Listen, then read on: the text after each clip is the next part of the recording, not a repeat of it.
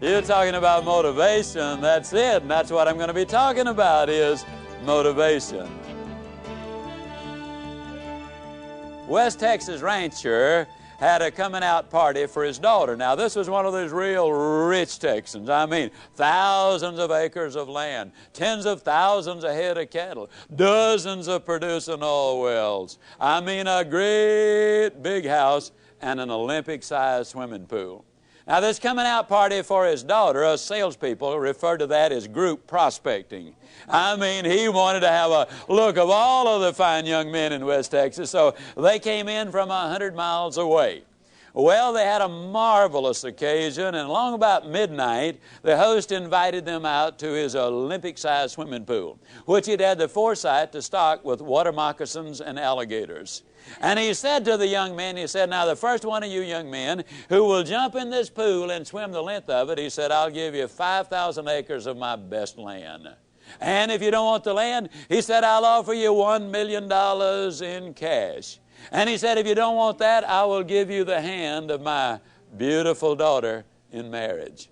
Now, I don't have to tell you fellows this, but I think it's obvious that everybody knows that she is our only heir. And the one who gets her for his bride will eventually get all of this. Well, the words were no sooner out of his mouth than there was a loud splash at one end of that pool, followed by an almost immediate emergence of a dripping young man at the other end of that pool. He had set a world's record which will never even be approached. Well, the host was all excited. He ran down there, and as the young man was just shaking himself off from that fast swim, he said, congratulations, son, that's absolutely fantastic. He says, do you want the 5,000 acres of my best land? The young man said, no, sir. He said, well, do you want the $1 million in cash? He said, no, sir. Well, he said, then, son, I've got to assume that you want the hand of my beautiful daughter in marriage. The young man said, no, sir. And the West Texan said, well, son, for crying out loud, what do you want? The young man said, I want to know the name of that dude that pushed me in the swimming pool.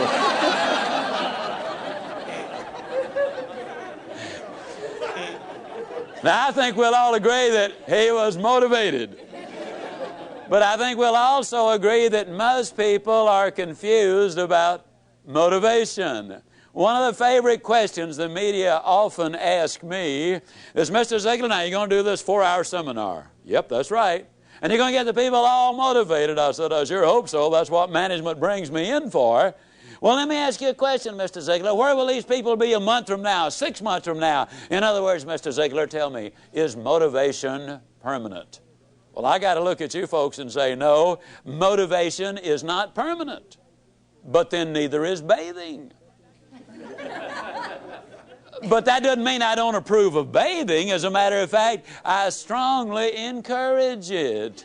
Eating is not permanent unless you don't eat, and then pretty soon your condition will be permanent. No, motivation is not permanent for the simple reason that we've got demotivation, which takes place every day of our lives. There's more confusion about motivation and positive thinking than just about anything that I have ever encountered. I believe in this presentation, though, we're going to be able to clarify much of that for your benefit, and more importantly, share with you how you can keep the motivation and the positive thinking going.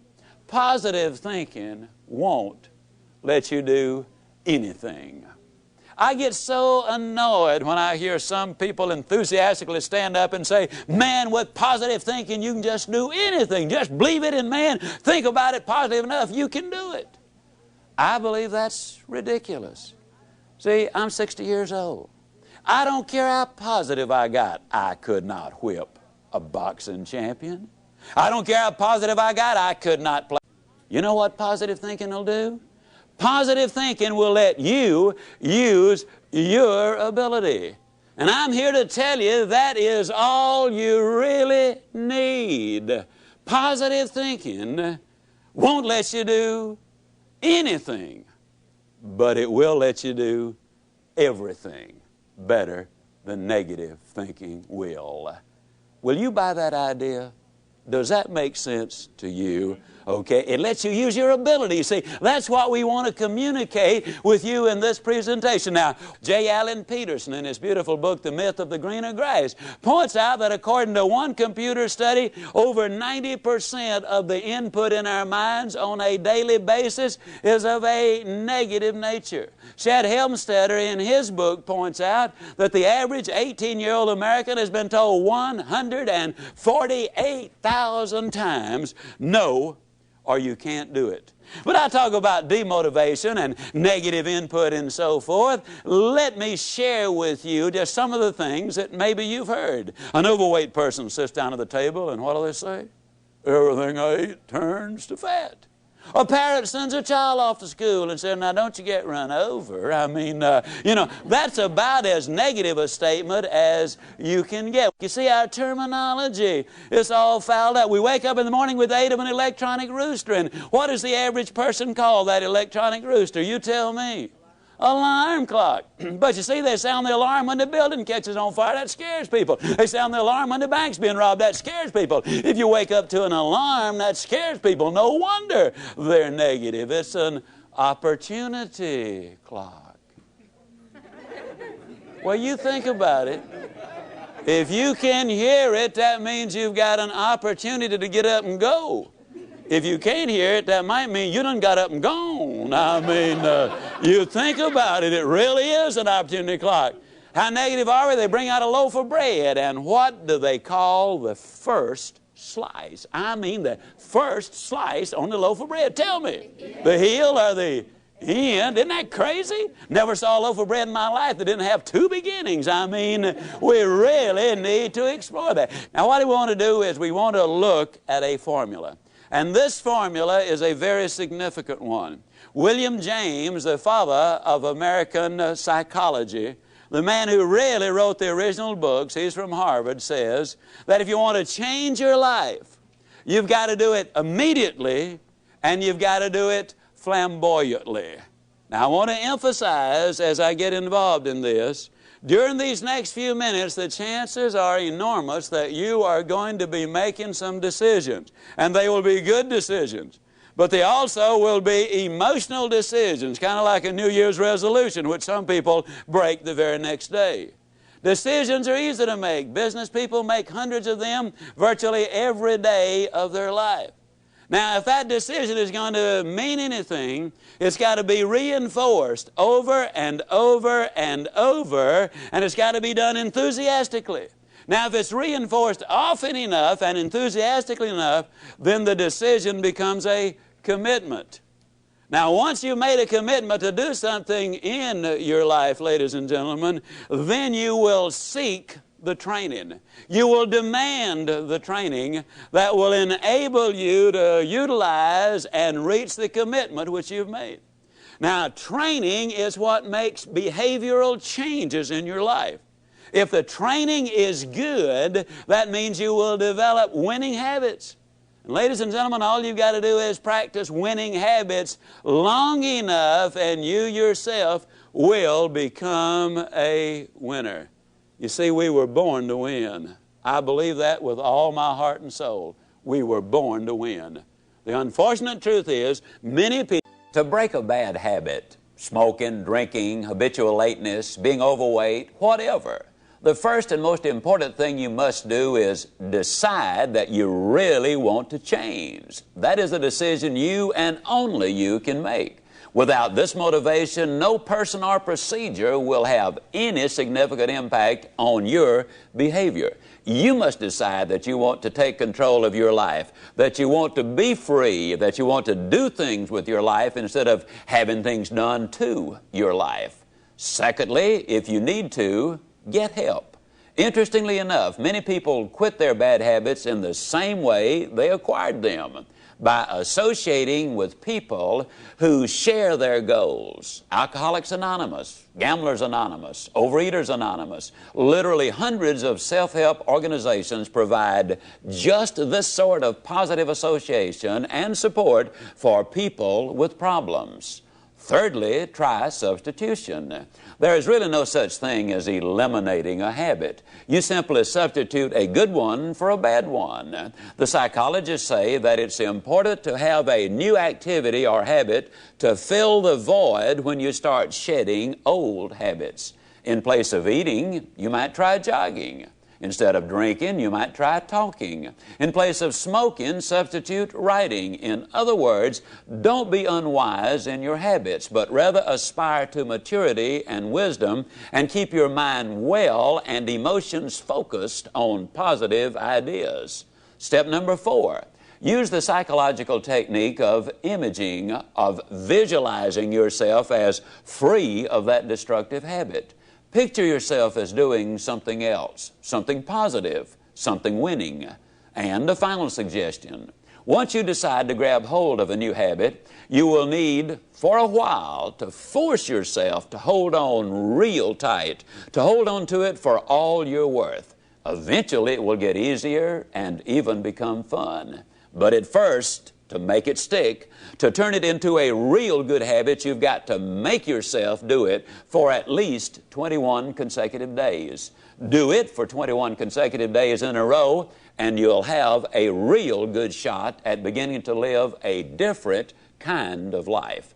You might just become a happier, more motivated, excited, and enthusiastic person.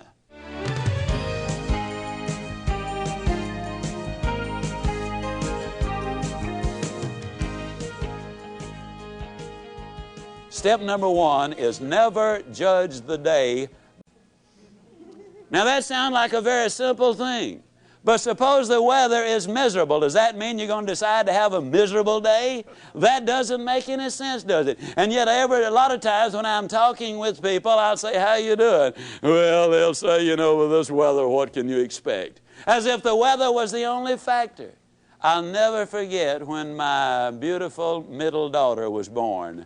Dreary, bitterly cold, cloudy, overcast, snowy day. Oh, it was an ugly day.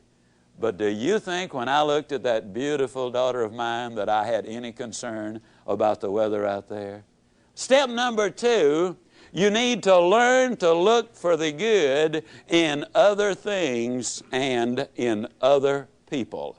Now that's very, very important. Forbes magazine had a most intriguing article. They were talking about successful entrepreneurs. And in this article they point out that an incredibly high percentage of those entrepreneurs make their money in a new location. Now, the new location did not matter whether it was north, south, east, or west. It did not matter whether it was rural or urban, but they invariably, or oftentimes, I should say, made their money in a new location. Now, why is that? Very simple. When they go in the new town, the new area, they're not familiar with the bureaucracy. They're not familiar with the problems. They don't know the things which cannot be done. They go in with extraordinarily high expectations. And expectations in life, ladies and gentlemen, are so important. You see, you're going to find what you are looking for. We have a seminar in Dallas which people attend from all over the world.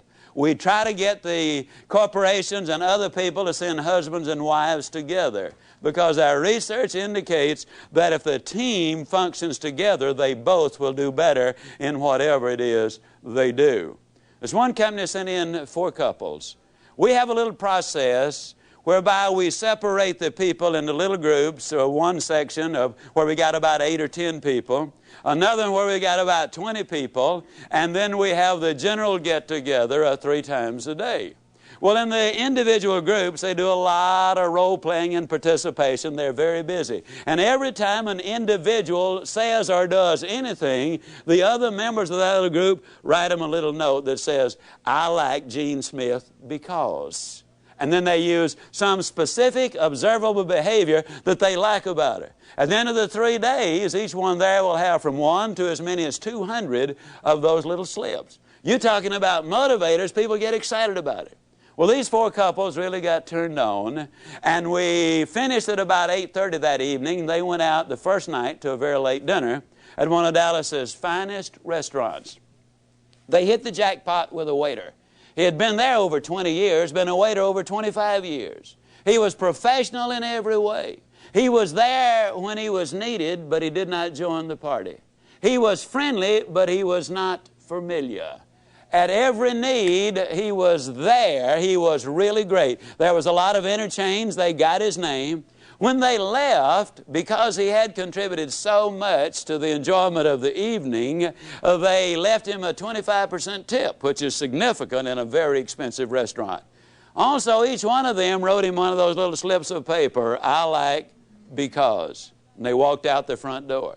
They'd gotten about 100 feet when they heard his voice from the rear saying, "Wait a minute, folks, wait a minute." And it was the waiter running up to them. He was waving those 8 slips of paper. He said to them, "You know, I've been a waiter over 25 years. I've been here over 20 years. And then he broke down. And they said he could not talk for what seemed like forever. It probably was no more than a minute. He finally regained his composure, and he said, "You know, this is the nicest thing that has happened to me." Calvert Robert says that there are over 3 billion people on the face of this earth who go to bed hungry every night. But he says there are 4 billion people on the face of this earth who go to bed hungry every night for some sincere, honest appreciation, a compliment, if you will. The waiter story has 2 bottom lines. Bottom line number 1, wouldn't you love to have been at the next table that waiter served? Don't you know they got the best service anybody has ever gotten in a restaurant since restaurants opened to serve the public? But the real bottom line, and the real reason I tell the story is this. The waiter said it was an occasion he'd never forget, the most important event of his 25-year career as a waiter. His benefits are enormous. But as great as they were, every last one of the 8 received an even greater benefit. It's absolutely true, folks. You can have everything in life you want if you will just help enough other people get what they want. Step number 3. If you want to build a winning attitude, you need to know how to greet people properly in person and on the telephone. Have you ever noticed that most people absolutely don't even know how to answer the telephone? I challenge you. 2 of you get together. Look up 10 numbers separately in the yellow pages and swap numbers. I'll guarantee you, you will be unable to identify more than 3 of the companies you call based on the way they answer the telephone. They snatch the phone off the hook as if it were an intrusion. "What do you mean on this number? I wouldn't bother you. Good morning, Lord, company." And you have no more idea than a goat who you've called. When our lady answers the telephone, she says, "Good morning." And you know it is not a recording that you got. Then she makes a motivational speech. Not as long as the ones I make, but she makes a motivational speech. She says, "It's a great day." And people often say, "Ziglar, is it always a great day?" It sure is, and if you don't believe it, you just try missing one of them. It's a great day. And then she identifies the name of the company. Now, when I'm at home, and I stress this is when I'm at home, I frequently answer the telephone singing, "Oh, good morning to you." Now, I'll be the first to admit sometimes there's a long pause. Then I sing them another little ditty. "If you don't speak up, I'm going to hang up." And many times they'll say, "Who is this?" And I'll say, "Whoever you want. Who do you want?" "Man, you sure do feel good today." And I say, "Yes, many years ago I decided I was going to feel good today." Now, when you greet people personally, you ever notice how people greet each other? "How you doing?" "Not too bad." "How you doing?" "Fine, so far." "How you doing?" "Good, since it's payday." "How you doing?" "Okay, since I get off in 22 minutes. And don't you love it when one of them pulls himself up to the full height and say, "Well, under the circumstances." I mean, it makes you wonder what they're doing under there in the first place, doesn't it? Now, instead of that old razzmatazz, when you greet somebody, and incidentally, you need to initiate the action. I jog almost always between 5 and 8 o'clock in the evening. I love to jog that time of day. And when I jog, every time I meet somebody, I always give them the same greeting. "Good morning." And in 85% of the cases, by actual count, they always respond either all the way with "good morning," or they'll get part of it out. It's not morning, man, it's evening. I made this talk the other night in Dallas at about 8:30 in the evening. By the time we left the motel, it was 9:45. I stepped on the elevator. There was a fella on it. I said, "Good morning." He said, "Good morning." Now, what am I saying with this? I'm saying that people respond in kind. And if you want to set the tone and the pace, not only in your own life, but in your family and also in your company, this is something you can really do. Now, when somebody says to you, "How you doing?" instead of that old negative baloney, why don't you just tell them the truth? Get yourself a 3x5 card, and on one side write "outstanding, but I'm improving." On the other side write "super good, but I'll get better." And then when somebody says, "How you doing?" you whip out that card and you say, "Outstanding, but I'm improving," and I'll guarantee you'll never feel sillier in your life. As a matter of fact, you won't even be able to finish it. You'll be laughing on the way, and the other person will too. I will guarantee you, if you'll do this for 3 weeks, you will be shocked at what happens to you as a result of it. Greet people properly. Super good, but I'll get better, or outstanding, but I am improving. Now, a lot of times people say, "Well, Zig, do you ever have any interesting experiences with this kind of an approach?" I say, "Yeah, sure do." Never will forget, several years ago, on a brutally hot day in Dallas, I had a unique one in a cafeteria. And let me qualify this by saying that when my youngest daughter was 16 years old, the only job she could get was in the cafeteria line. Now, cafeterias are very big in the Southeast and the Southwest. And I had never realized just what a terrifically tough job they have on those serving lines. When I watched my daughter, I immediately made a decision. I decided that never again would I ever go down a cafeteria line again without enthusiastically greeting every person there and giving them some word of hope and encouragement if possible. But I'll never forget that hot day. Oh, it was brutal. We went in slightly after 1, a buddy of mine and I did, and 98% of their business is done between 11:45 and 1:15. Well, there's only one other person in the line, and he was in front of us. And he apparently was from the same school I'm from, because he was saying good things to everybody. And he done good until he got to the meat department. Then he said something about the weather. Now, you got to understand, some people sweat and some people perspire. The lady cutting the roast beef was sweating. And when that fellow said something about the day, she reached up, she wiped her forehead, and she slung the dirt on the floor, and she said, "Yes, it has been one of those days." Now, you got to understand, she wasn't talking to me. But she's talking about the only day we got. And she's talking in my town. And I've got a reputation at stake. I cannot sit idly by and let a comment like that be made right there in Dallas, Texas, and me not have something to say about it. So I put my big nose in. I said, "Yes, it's absolutely magnificent, isn't it?" She looked at me with the coldest, most calculating eyes that I've ever seen in my life. And she said, "You have been out in the sun too long."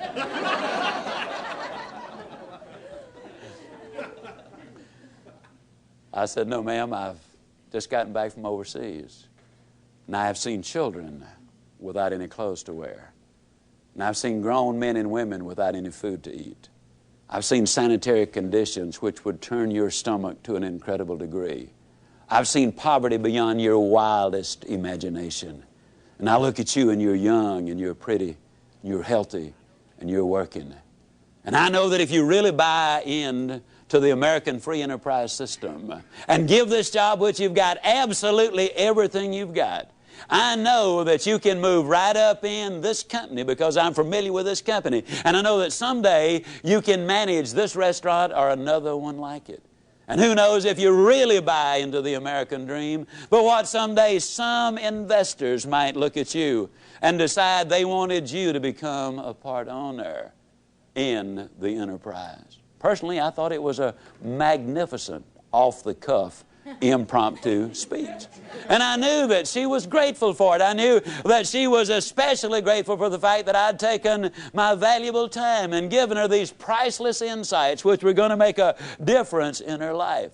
And I knew she wanted to thank me for doing it, but for fear she might have missed her cues, I decided to give her a little lead-in. I said, now you feel lots better, don't you? She looked at me with even more disgust and said, you are sick.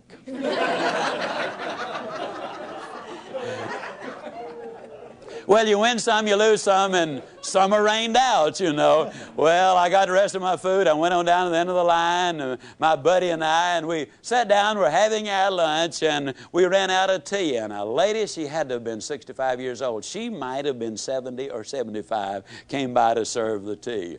With a sparkle in her eyes like any teenager would envy, as she came up and offered the tea, I said, well, how you doing? She did a little two-step backwards, and she said, honey, if it is any better, I'd think the deck was stacked. I said, why don't you go tell those ladies on the serving line that? She said, oh, no. She said, if I fool around with them, I'd end up being just like they are. I don't know where she learned her psychology, but she's right on the button.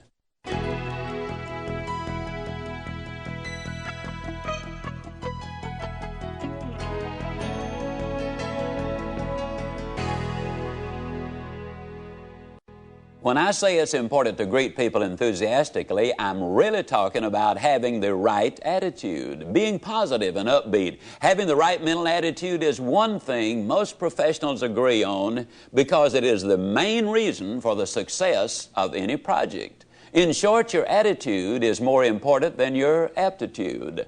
Now, here's where you come in. You can alter your life by altering your attitude.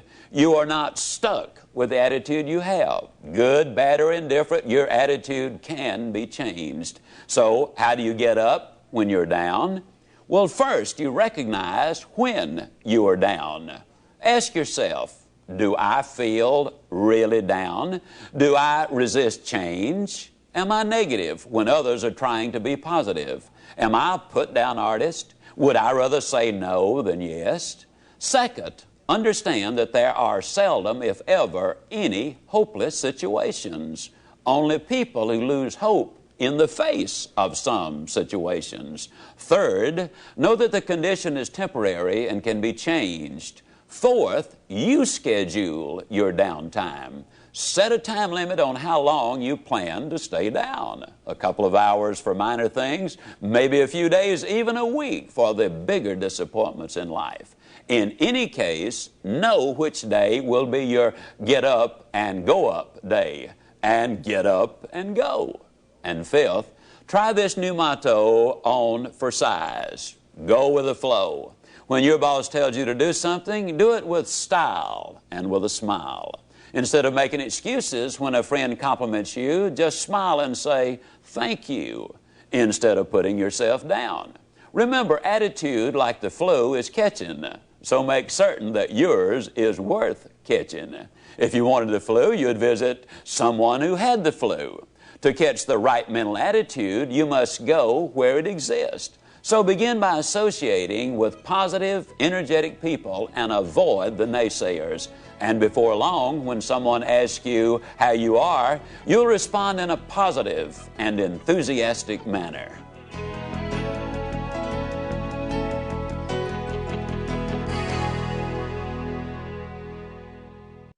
Step number 4 is you need to establish some symbols. It seems that on every street corner in every city I go in, there are some symbols. Some people call them red lights, some people call them stoplights, some people call them traffic lights. And in reality, they've all misnamed them. They are go lights, ladies and gentlemen, and they're put there for the express purpose of making traffic go. The average person spends 27 hours a year in front of those lights waiting on the right color to come along. Let me ask you a question. Have you ever been sitting there waiting on the right color to come along? You're all excited, you're all enthused, you're all motivated, you're listening to your Zig Ziglar tapes.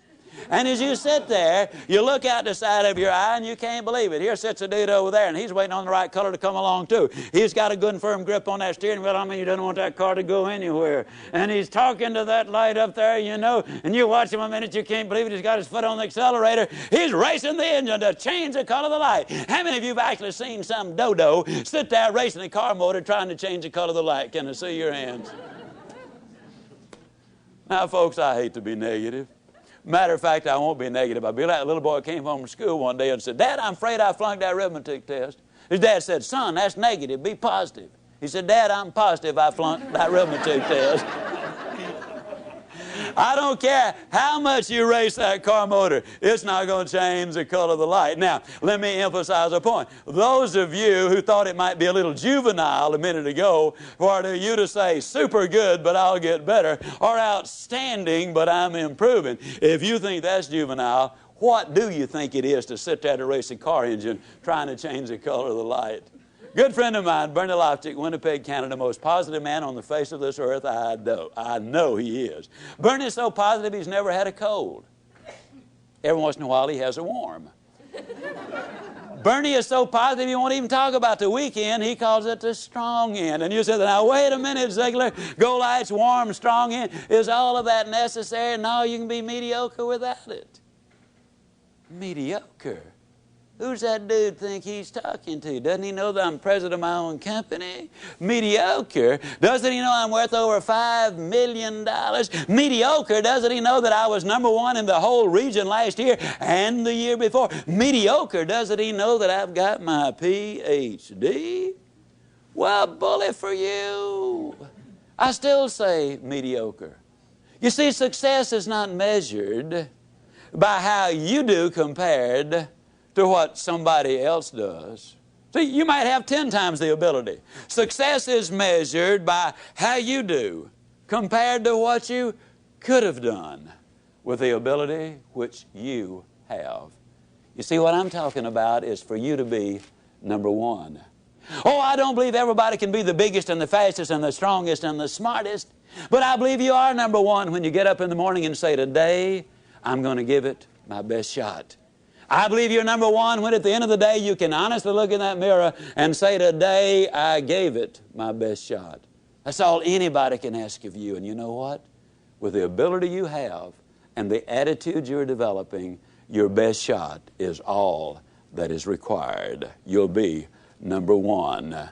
Step number 4, establish those symbols. The next time somebody asks you how to get from here to there, don't say, go down to the second stoplight and turn right. Instead, write yourself a little note for the first few weeks. Put it on the dash of your car. Remember, there are go lights. And then when somebody asks you for directions, you'll be ready. You say, you go down to the first go light. And you can't say go light with a straight face if your life depended on it. And you know what? You'll grin from ear to ear. The mind is an associating machine, and I'll guarantee you, you'll get results. Step number 5 to build a winning attitude. To be up 90% of the time and on when you need to be. This one begins with a question. Is there anybody here who has a thoroughbred horse worth in excess of $1 million? Okay. If you did have a thoroughbred horse worth over $1 million, would you keep him up half the night, let him drink coffee and booze and smoke cigarettes and eat junk food? What about a $10 dog? $5 cat?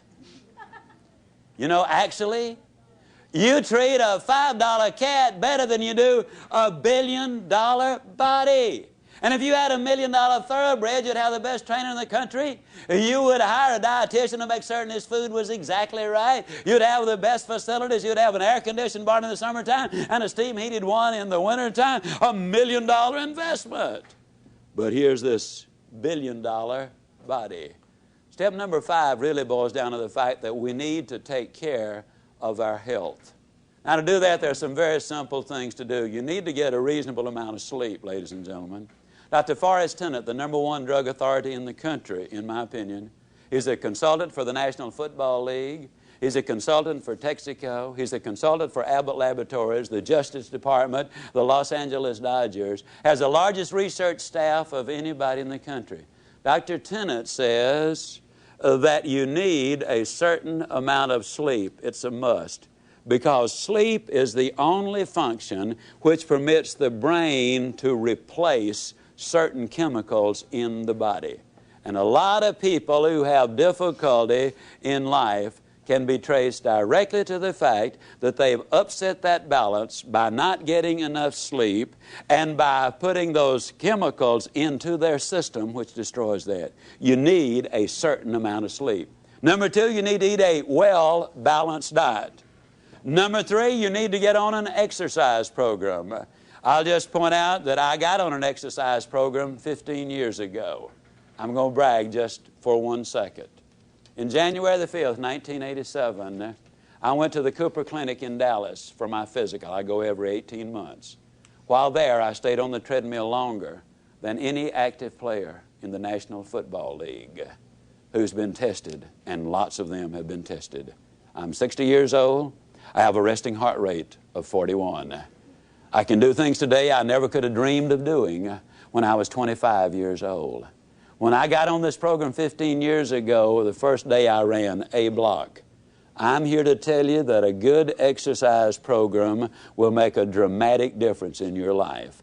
If you're over 30 or over 30 pounds overweight, get medical advice before you get started. Be sensible about it. Do not try to be a weekend hero and end up in serious trouble. Take care of yourself, but do what is necessary to get in shape physically. Now, a lot of people say, well, Zig, I know you're terribly busy. When do you have time to run? Well, I am so busy I don't have time not to run. That's a literal truth. You see, when you exercise, you activate the pituitary gland. The pituitary gland floods the system with endorphins. Endorphins are over 200 times more powerful than morphine. And the result is you end up on a natural chemical high. And for the next 2 to 5 hours, you're far more productive, far more creative, far more energetic. I invest that few minutes in running and get back hours as a result of it. Take time to get in shape. You need to avoid poison. I'm talking first of all about smoking cigarettes. Every time you smoke a cigarette, you have just decided to die 14 minutes earlier than you otherwise would have died.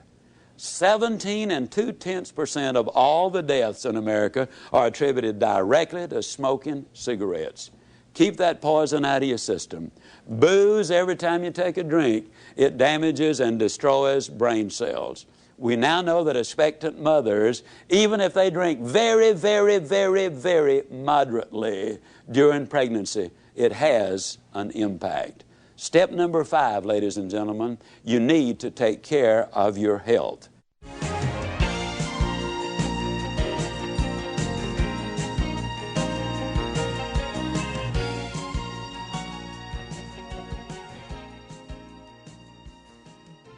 Now, I know that for most busy people, getting regular exercise is about as easy as climbing Mount Kilimanjaro.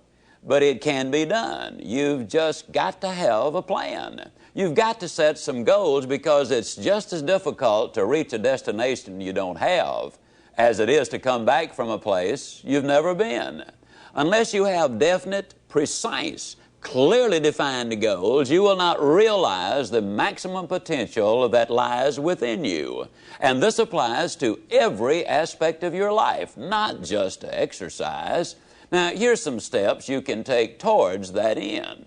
First, identify your goals. And next, set a deadline for reaching them. Make a list of obstacles you have to overcome to reach your goals. Identify the people who can help you overcome those obstacles, and make a list of skills you have and those you need to achieve your goals, and then develop a plan. Now, a word about goals themselves. There are 7 different kinds of goals. There are physical, financial, spiritual, career, family, mental, and social. And these 7 types of goals share several characteristics. First, to be effective, they must effect change. We must have some big goals, because thinking big creates the excitement necessary for accomplishment. Second, you must have some long-range goals so that short-range frustrations don't stop you in your tracks. Occasionally, circumstances do arise that are beyond your control, and oftentimes obstacles such as Market changes, sickness, accidents, or family problems can be pretty intimidating. But by keeping your eye on the prize, you will find that the excitement of winning that prize will carry you through the tough times. Third, if you don't have daily objectives, you qualify as a dreamer and not as a doer. Dreamers are fine, provided they build foundations under their dreams by working daily towards them. Often, the difference between the great and the near great is the awareness that making it big means working every day towards our long-range objectives. And four, your goals must be specific, not vague or general. If you want a new home, for example, know every detail of that house. How many square feet, number of rooms and bathrooms, the shape of the living room, the type and kind of lot, its location. If it's a car you're dreaming about, picture the make, the model, the color, and every option you want it to have. You see, if you want to reach your goal, you must see it, be able to smell, to touch, and to taste it. Know how it looks and what it feels like in your own mind. Before you can reach that goal, you see, it is true that whether you think you can or think you can't, you are generally right.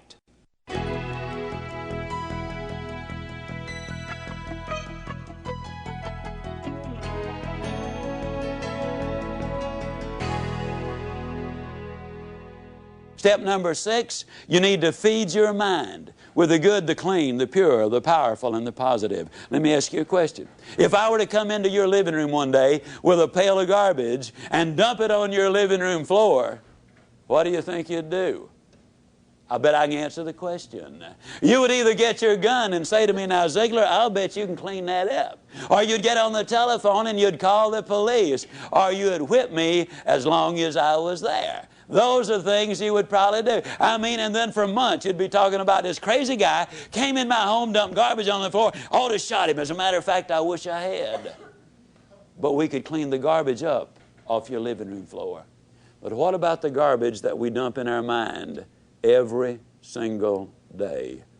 Einstein said that it takes 11 correct inputs to overcome one incorrect input. And a lot of the things which go in our minds and in our children's minds is not a thing in the world but pure garbage. I would ask you to do this. Evaluate what you read and what you view. Evaluate it in this light. Will this really help me to accomplish my objectives in life? Or is this going to be a deterrent to me accomplishing my objectives in life? Remember, you're what you are and where you are because of what's gone into your mind. And you can change what you are, you can change where you are by changing what goes into your mind. Now, as you probably suspect, I'm an absolute enthusiast about the cassette recorder. I believe it's the most fascinating educational tool that we have in our country. I was a visiting scholar for the University of Southern California for 2 years. One of the things they discovered was that if you live in a metropolitan area and drive 12,000 miles a year, that in 3 years' time you can acquire the equivalent of 2 years of college education. You can learn virtually anything you want to know about finances, foreign languages, the Bible, how to set goals, how to close sales, how to plan your life. You can learn so many things while you're there in your car. Feed your mind. Second thing I would encourage you to do is start reading something good every day. Did you know if you read 20 minutes a day and you're an average reader, that at the end of the year you will have read 20 200-page books, and that the average American only reads one good book a year? Think of what an advantage that will give you over the competition in whatever field you're in. Now, who does these things? Well, Mary Kay Ash of Mary Kay Cosmetics told me that she would never get in her car without a cassette that she could listen to while she was going somewhere. H.L. Hunt, worth $3 billion at his death, listened to cassette recordings until after he was 80 years old. Wallace Johnson, one of the co-founders of Holiday Inns International, over 80 years old, tells me he listens every day and reads at least 2 good books every month.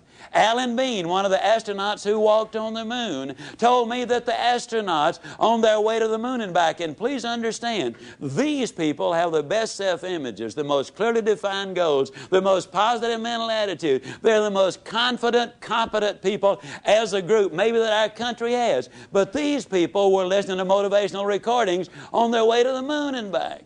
And what a delight it is for me to be able to say that some of the recordings they were listening to were fantastic. You need to feed your mind. Now, a lot of times people say, yeah, you know, when I'm down in the dumps just a little bit, I really enjoy listening because it gives me a lift. Well, I'm glad to hear that, but let me give you the most surprising news maybe you've ever heard. It's good to listen when you're down. But, folks, the ideal time to listen is when you're sky high. Let me tell you why. When you're down, sometimes you grab at straws, and sometimes you grab the wrong straw. Also, a lot of times, and here's the real benefit to listening, it triggers your imagination, stirs up all of the stored information which you already have in your mind, and a lot of the good ideas then come forth. But if you're too down to accept them, then you turn away the very best ideas of all. Listen when you're up. And then with those endorphins popping, and they do pop as a result of listening to good motivational recordings, when you listen then and new ideas pop in your mind, it generates even more excitement. Here's what we've discovered.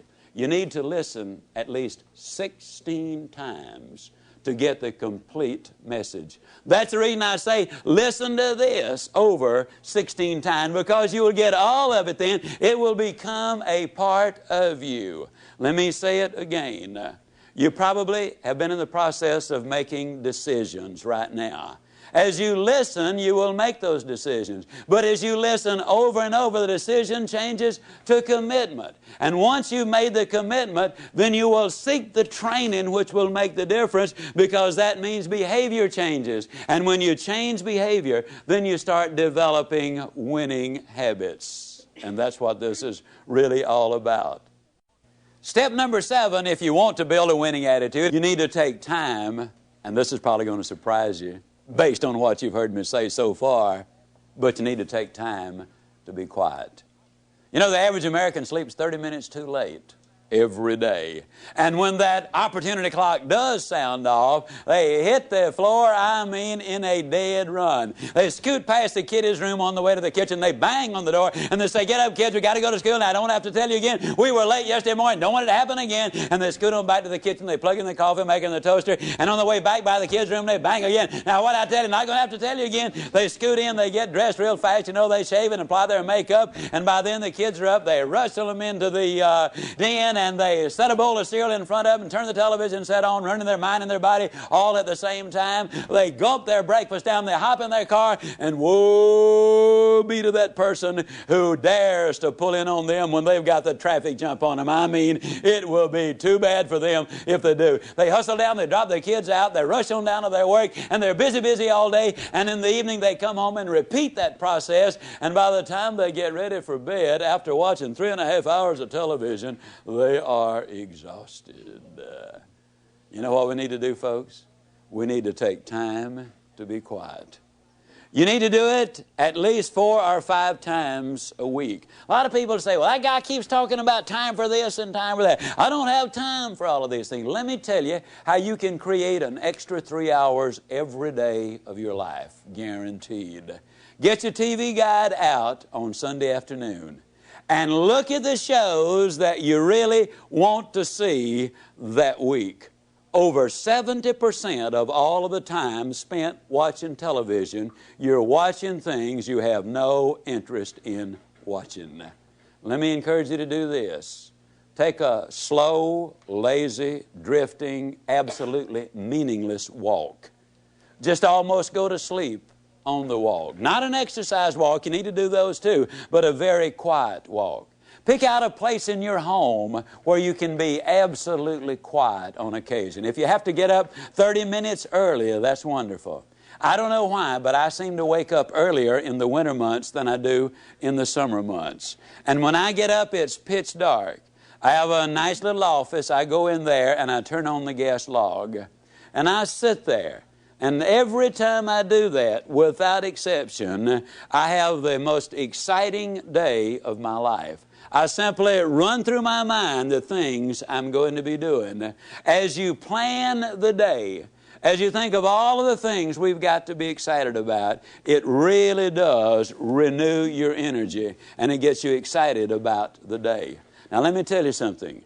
This is going to be one of the toughest things you'll ever do. When you sit down saying, well, I'm going to sit perfectly quiet for 20 or even 30 minutes, you will think of 2,868 reasons or things that you've got to do. You try to decide, do I raise the window or lower it? Do I turn the heat up or down? Do I cut the air conditioner off or do I turn it more full blast? Do I really need to go to the bathroom? Am I going to get me a cup of coffee? What is that noise against the outside? Maybe I better check up on that. Resist the temptation. Spend a few minutes in quiet, reflective thought. It does make a difference. Take time to be quiet. Step number 8, take time for those you love. Dr. Herb True, professor at Notre Dame, outstanding speaker, good friend of mine, suggested this, which I really think is so valid. Frequently, every 2 or 3 months, you should close your eyes and visualize that everybody whom you love, really love, were suddenly, completely, totally, and forever taken out of your life. Then ask yourself the question, what would your regrets be? Would you really regret that you had not picked up the telephone and called that distant cousin, or even a brother or a sister, or a mother or father, or a son and a daughter? Would it be really a heartbreaking experience because you had not called and said, you know, I'm really sorry that we had the problem. I don't know whether it was your fault or my fault, but let's get together and solve the problem. Take time for those you love. Spend time with each other. Those of you who are married, spend time as husband and wife, just enjoying each other, communicating with each other, getting acquainted with each other. Earlier I said all of the studies revealed that if there is that close relationship, then success is more likely to come your way. Korn Ferry International, an executive search firm in New York City, in conjunction with the UCLA School of Management, did a study on 1,362 vice presidents, men and women who were aspiring to the president's chair. Their average income was $215,000. They had spent an average of 15 years working for the company, and the most lucrative of them, those who had the highest paying of all the jobs, had had 2 or fewer jobs in their lifetime. They were loyal to their company. 87% of them were still married to their one and only mate. 92% of them were raised by 2-parent families. But the story has even more. They said they considered integrity the most important characteristic in their success arsenal. 100% of them said hard work was absolutely necessary. 89% of them had 2, 3, 4, or more children. 71% of them also said that if they had more time, they'd spend it with their wives. 50% said with more time, they would spend it with their children. Incidentally, the average one worked a little over 50 hours each week. So they're not working those 80 and 90 hours a week that a lot of people might think they are. And they're living a balanced life. 89% of them also were either Catholic, Jewish, or Protestant, and their faith apparently had some meaning to them. U.S. News and World Report did a study of the millionaires in America. There are now 1 million of them. They said the typical millionaire has gotten that way because he's earned his money or her money over a period of 20 to 30 years. They do work about 50 hours a week. They're still married to their high school or college sweethearts. In other words, the family is intact. Incidentally, a couple of other little things you'll be intrigued about this.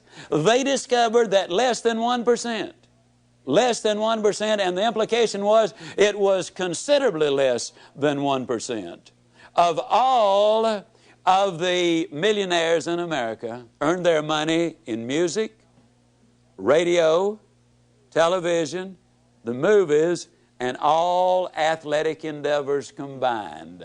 Considerably less than 1%. Intriguing, isn't it? Also, they discover there are far more salespeople who are millionaires than doctors. And me being a salesman, I kind of related to that one. I thought it was neat. Now, what does all of these studies really say?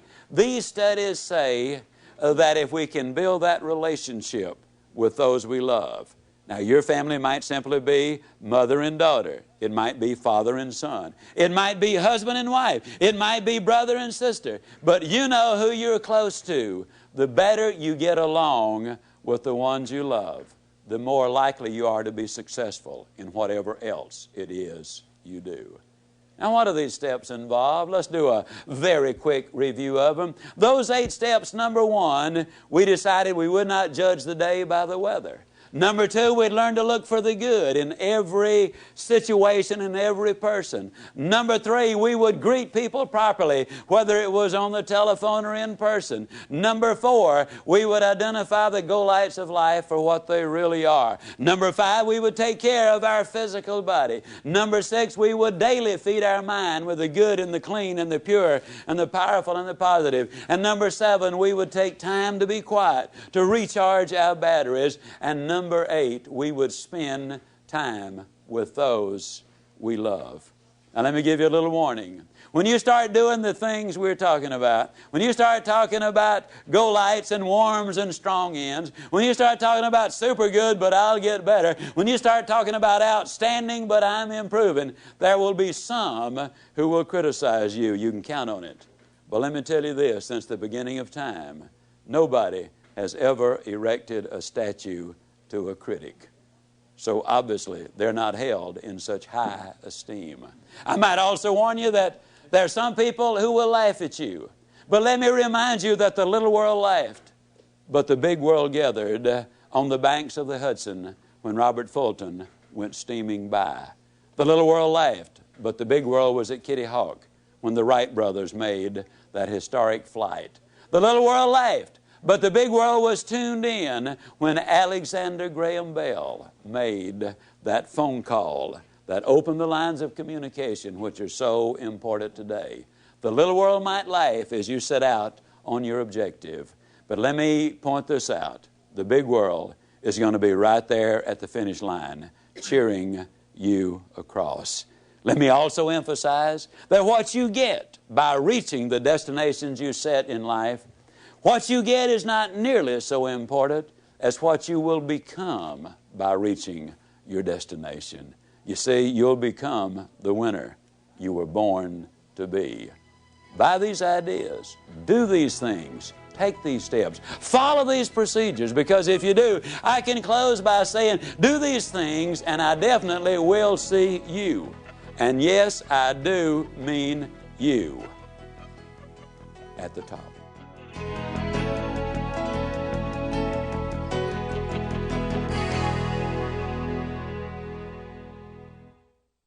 This has been a presentation of Simon & Schuster Audio.